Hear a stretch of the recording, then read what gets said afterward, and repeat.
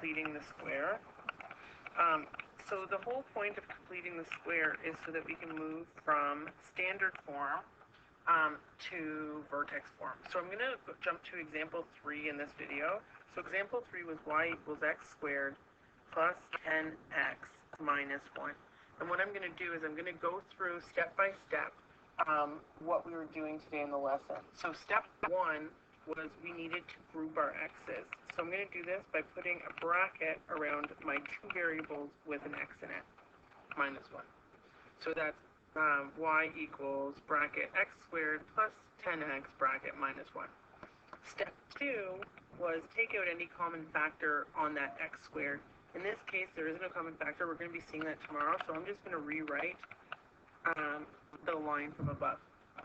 Step 3 is where I need to take this second term and divide by 2. So I'm going to go 10 divided by 2, and then I need to square it. This is a component of the perfect completing the square that we're going to do each time. So 5 squared gives us 25. Now, once we've completed that part, we're now going to add a plus and minus version of that. So it becomes inside the bracket. So it becomes y equals bracket x squared plus 10x plus 25 minus 25, close bracket, minus 1. Step 4 is now really just isolating those 3 terms that make the perfect square. So it becomes bracket x squared plus 10x plus 25. The negative 25 comes out, and because there's no number there, it doesn't get multiplied by anything, but tomorrow we're going to see a change here.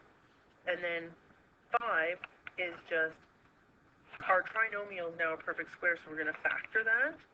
So it's the square of the first, the sine of the second, the square of the last, all squared, and now we have the negative 25 and negative 1, so that just becomes negative 26. And that's the end of the completing the square. So we're moving from standard form, which is up at top,